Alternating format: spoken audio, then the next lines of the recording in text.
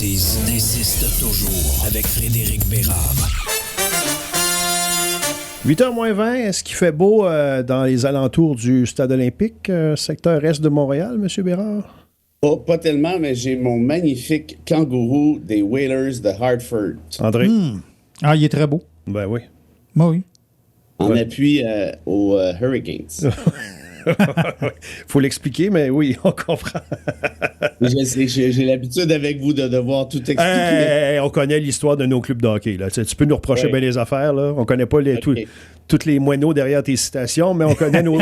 Les moineaux derrière tes citations. Les moineaux derrière les citations, on les connaît pas. Mais les Whalers... Les Whalers, essaye pas de nous avoir. Au lendemain d'une journée émotive, Fred, on va y aller du côté de cette conférence de presse où tu as été appelé à représenter les orphelins de Duplessis dans le contexte de ce dossier où la SAQ qui veut agrandir son usine ou bien son entrepôt, peu importe, à l'endroit même où se trouve la sépulture d'enfants donc qui ont été enterrés dans l'anonymat à l'époque. Tu le racontais hier de belle façon. Je vais juste citer, Radio-Canada était là et te citer toi, parce que tu es tout souvent dans les citations, quand tu as pris la parole à un moment donné, mais c'est rapporté et c'est assez coup de poing. Dit, c'est l'un des pires passages de l'histoire du Québec et un gouvernement comme celui de la CAQ qui se vante de la fierté nationale, qui nous parle d'histoire et de l'importance de se rappeler le passé. Ce serait bien qu'il se rappelle de ce passé-là aussi. Je pense que c'est dire les choses. Comment ça s'est passé, Fred? C'était pas évident. Il y avait des témoignages, je pense. Hein? Ouais, ça a été, comment je te dirais ça? Ben tough. Beau pis tough, comment je te dirais ça? C'est de voir que c'est... écoute, là, les orphelins du Duplessis sont plus jeunes, là. Non. Ils ont tous 70, la plupart 80. Écoute, il y avait beaucoup de... Comment je te dirais ça? D'amour là-dedans. Il y a une belle fraternité, mais il y a beaucoup de frustration encore de voir que le gouvernement en 2024, hein, parce que la SAC, c'est un organe du gouvernement québécois, là, Ah, tout à fait. agissent de cette façon-là. La veille, il y avait une rencontre avec entre les mêmes Mohawks, les orphelins du Plessis et la SAQ. Et la SAQ a été vraiment méchante, en fait, au point où les orphelins se sont levés en pleurant puis ont dû quitter la salle. Ouais, mais c'est vraiment... Moi, je suis trop sensible face à ces dossiers-là, mais c'est peut-être parce que je suis sensible que je l'ai fait. Là. En tout cas, va donc essayer de comprendre, mais j'ai trouvé ça pas mal difficile. En fait, je me répète, là, mais je vais vous raconter un peu des détails, façon de parler, là, parce que c'est plus que des détails que je ne savais pas. Le président de du regroupement actuellement, Hervé Bertrand, lui m'expliquait, il dit, moi, à 10 ans, là, à 8-9 ans, en fait, avec mes chums, c'est un orphelin, on s'entend bien. Ouais. J'allais à l'école, c'était pas évident, mais j'avais des bonnes notes. Il y en a un autre qui disait, moi, j'étais premier de classe. Puis à un moment donné, à l'âge de 10 ans, c'est-à-dire au moment où Duplessis a changé la vocation pour aller chercher l'argent du fédéral, ce que j'expliquais hier, à l'âge de 10 ans, on s'est fait faire des diagnostics, on a rencontré des psychiatres. Puis là, tout à coup, on était tous rendus débiles. Puis ils nous ont sortis de l'école, d'un coup. On n'est plus jamais retourné à l'école. Et là, on nous a coincés comment je te dirais ça? On a été coincés dans le système et là, ça a été la descente aux enfers. Déjà que c'est pas évident quand t'es un orphelin dans les années 50. Mais là, il dit, là, ça a été la descente aux enfers. Il dit, j'avais 12 ans, puis je me faisais violer à répétition depuis plusieurs années, depuis quelques années déjà. Il m'a montré son test de dépistage de maladies transmises sexuellement. Il avait 12 ans.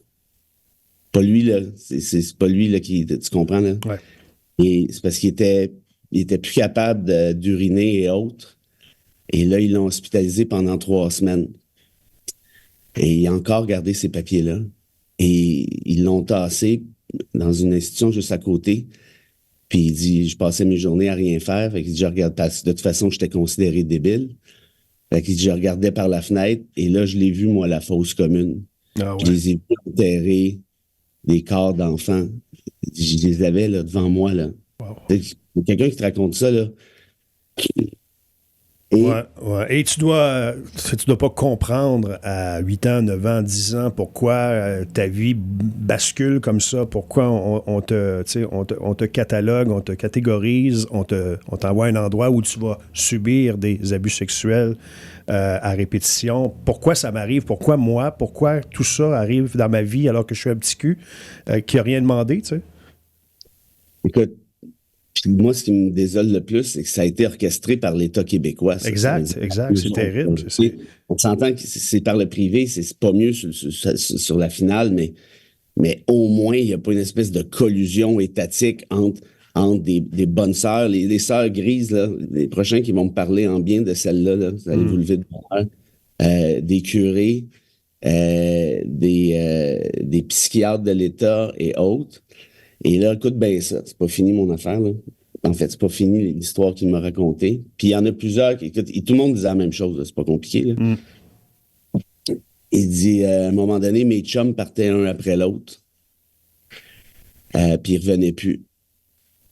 Puis quand je suis revenu justement du 3 semaines où il a été soigné pour sa maladie transmise sexuellement, il y a un de ses chums qui a dit écoute, j'ai entendu dire c'est toi le prochain lundi, t'es sa liste. Et les gars avaient compris que, écoutez ça, là, c'est pas drôle, là.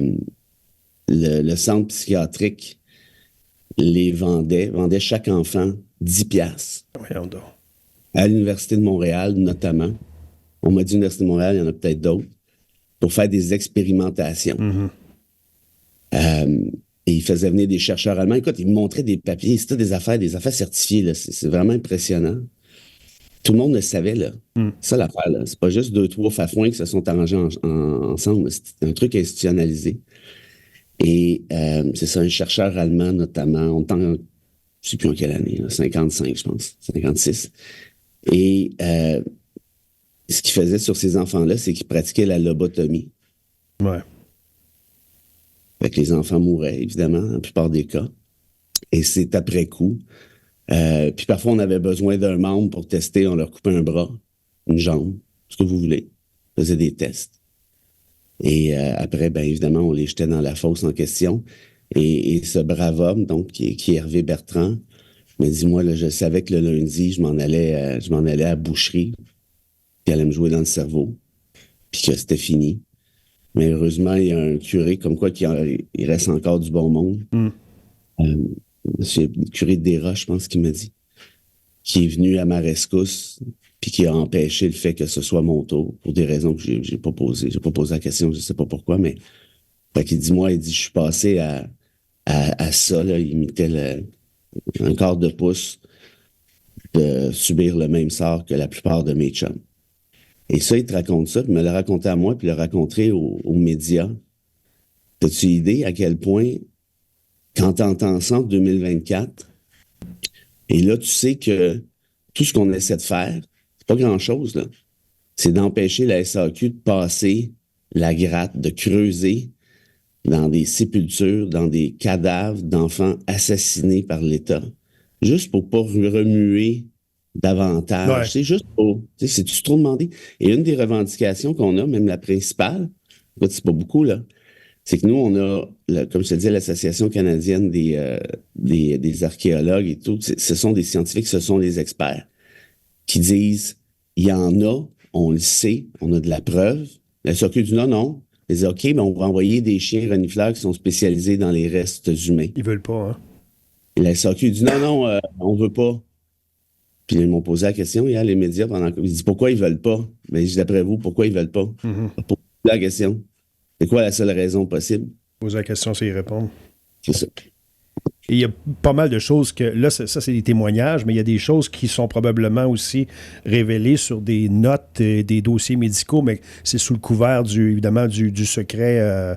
Bien sûr. Puis tu sais, je te le disais hier, je pense, je me trompe pas, hein, ils ont creusé à un moment donné dans les années en 67, ils ont creusé en 75. À chaque fois, ils trouvent des corps. On savait pas. Alors moi, ce que je demande à la SAQ, j'ai écouté, là. Êtes-vous vraiment là, à scène près? Là? Je pense que vous en faites pas mal d'argent, là, notamment avec moi. Là. Êtes-vous capable d'attendre une couple de mois, mettons? Là? Ouais. Non, mais c'est parce que c'est quoi l'urgence d'aller ravager ça sans être sûr d'eux puis d'y aller à l'aveuglette? Là?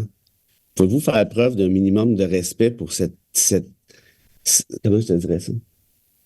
Tu le disais dans la citation que j'ai donnée, là, c'est pas moi vraiment de pire pan de l'histoire québécoise. Non, là. c'est ça. Rajoute-en pas. C'est quoi l'urgence, là? C'est quoi tout ça pour te bâtir un entrepôt? Non, mais c'est parce que vous tombez sur la tête. Puis ces gens-là, ils sont, je te dis, ils se tiennent, ils sont forts, mais sont. Faudrait que vous passiez 10 secondes avec pour comprendre ce que j'essaie de dire. Ça s'explique. Je l'explique très mal. David contre Goliath, on peut s'imaginer, là, c'est certain. Puis d'ailleurs, tu sais, je vous disais hier les compensations reçues par l'État du Québec, là, je disais 28 000, puis ils m'ont corrigé. Moi, je pensais que c'était une moyenne de 28 000, mais ils disent c'est pas mal plus dans les alentours de 15-20 000. Ce que Landry avait offert comme compensation, v'là 20 ans. Écoute, c'est des souvenirs de... Tu sais, ces gens-là traînent ça depuis quoi, 70 ans, là, tu sais, c'est pas rien, là. Ça doit être lourd comme passé à porter, là. Et il y avait... Ouais. Il y avait des t-shirts où il explique un peu tout. Tu sais, puis c'est rough, là. Tu sais, c'est écrit sodomisation juvénile, séquestration, tu sais, toutes sortes de... Ouais. Et la suite des choses, Fred, c'est que si vous demandez, dans le fond, de pouvoir aller jusqu'à... Tu sais, bon, vous allez demander les chiens renifleurs, vous assurez qu'il n'y a pas d'autres enfants qui dorment là, c'est ça?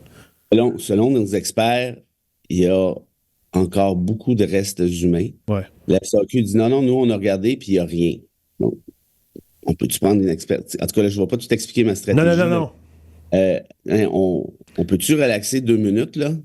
Vous allez continuer à en faire de l'argent cet été, là, faites-vous-en pas, là. Ça va bien aller. Et avec toi un peu en plus, tu sais. Comme tu disais. Ben là, c'est parce que le problème, c'est ça. C'est que vous avez en fait de l'argent, vous avez un monopole d'État. Moi, c'était juste de moi, j'ai bas de retrait. Mais là, justement, il y a un monopole d'État. Fait que, après, je commence à boire du vin d'épicerie, ça va être compliqué. Mais tout ça pour dire, blague à part, parce que j'essaie de faire des farces parce que je suis un peu terrorisé, en fait. Pensez-y, là. Des enfants violés sur lesquels on pratique des lobotomies, on les jette dans une fosse commune de manière anonyme. Est-ce qu'on a appris de l'histoire ou pas? Tu sais, sur nos plaques de char, c'est écrit « Je me souviens ». Là. Je ne sais pas trop de quoi vous vous souvenez, là, mais d'après moi, de ce qu'on veut bien, c'est sélectif. Pas de ça, visiblement. Non, c'est une mémoire sélective. Et il y avait on va terminer là-dessus, les Mohawks aussi, hein, qui sont... Est-ce que tu défends les Mohawks aussi? Est-ce que tu représentes aussi les Mohawks? Seulement l'avocat des orphelins du Plessis. Les mères Mohawks, c'est cute quand même. C'est une tradition ancestrale. N'ont pas le droit d'être représentés par avocat. Seule culture et tradition. Mais évidemment, je ne vais pas rentrer dans le détail, là, mais je les assiste là, parce que c'est la même mouture. Et ils ont fait la même chose sur l'hôpital Royal Victoria et McGill. Et ils ont eu gain de cause. Puis là, l'idée de ceux qui nous écoutent disent « Ouais, mais là, on ne peut pas empêcher le progrès. » Ben, justement, le progrès, là, c'est peut-être pas de ravager des corps d'enfants assassinés. C'est pour moi, là, le progrès, c'est peut-être plus de respecter et il y a toutes sortes de manières de procéder. On peut passer à côté, on peut déplacer des affaires, il y a toutes sortes de façons. Là actuellement, là, c'est la méthode bulldozer, c'est le cas de le dire. Puis franchement, c'est juste méchant. C'est ça que c'est. Puis je peux pas croire que les Québécois et les Québécoises soient apathiques à ce point-là, au point de se ficher de ce que je viens de vous dire. Ça, moi, ça me rentre pas dans la tête. Et la SAQ va l'apprendre à ses dépens, puis c'est déjà commencé parce qu'ils ont fait une conférence de presse 10 minutes après la nôtre hier. On est bien étonné, blablabla. On était bien étonné. Ben, continue d'être étonné, puis fais-moi confiance, tu vas être étonné encore pendant un petit bout. Merci, Fred. Écoute, on va finir ça là-dessus, à moins que tu aies une citation. Là. On ne veut pas abuser. Là. Ouais. André? Ouais, j'écoute. Une citation qui s'en vient. Lâche les sites de rencontres. Là, non, je ne suis pas là-dessus pantoute. Là, vous voulez une citation de qui, là? Voulez-vous une citation de Sartre? Une citation positive. C'est ça. Peu importe qui l'a dit. Scotty Bowman. Scotty Bowman, dans un match de série, en 76. Contre les Flyers. Ça devient de plus en plus je vais t'en raconter une sur Scotty Bowman. OK, c'est bon. au début des années, fin des années 60, Scotty Bowman était coach des Blues de Saint-Louis. Oui. Et ils se sont ramassés 4 fois de suite en finale parce que c'était la nouvelle association qui était créée, puis c'était l'équipe, comme la division des poches. Les 6 nouvelles équipes ne gagnaient pas là, contre les autres. Là. Puis à un moment donné, il trouvait que son équipe se la jouait un peu, puis ne travaillait pas assez fort. Alors, un bon soir, il apprend que ses joueurs sont en train de violer le couvre-feu. Il débarque dans le bar en question. Il regarde tout le monde, puis là, tout le monde a peur de Scotty Bowman. Là, c'est un moyen de mettre à mort. Et puis, tout le monde le regarde dans le fond de sa bière, puis attend de savoir ce qui va se passer. Il dit, on est vraiment dans le trouble. Et Bowman se promène, se commande une bière, fait comme si de rien n'était, passe à travers les gars, leur dit pas bonjour. Et il s'en va au jukebox et met une chanson qui s'appelle Kansas City. Oui, Kansas City. Hein? Et là, tous les gars se regardent, puis tout le monde a compris en même temps. Kansas City, c'était le club-école des Blues de Saint-Louis. Ça peut pas être plus clair. C'est très bon. C'est excellent. Il y a pas si je peux me permettre pour finir, oui. S'il y en a qui se posent la question comment on peut donner un petit coup de main, ouais. Les faire un petit effort de guerre, là. Ouais. Pas grand-chose, là. Il y aura des mesures, faut que je discute aujourd'hui encore, mais juste faire connaître l'histoire. Moi, je l'ai mis sur Facebook, je l'ai mis sur Twitter, d'autres vont le faire aussi. Si le gouvernement de la CAQ apprend que il y a une mobilisation populaire, ça va être compliqué. Puis il y aura des recours judiciaires aussi, mais ça je m'en occupe. Mais juste de faire connaître l'histoire, puis de démontrer. Puis je sais qu'il y en a déjà plusieurs qui ont partagé le truc d'hier, là, notamment mon ami Claude Dufault, que je salue, puis je remercie. C'est ça que ça prend. Il faut arrêter l'apathie, parce que c'est l'apathie qui nous donne des coups de pelle d'en face. C'est l'apathie qui nous tue, essentiellement, parce qu'après ça, le pouvoir peut faire ce qu'il veut. Bien dit. Les questions des auditeurs demain, Fred. À demain. Avec plaisir.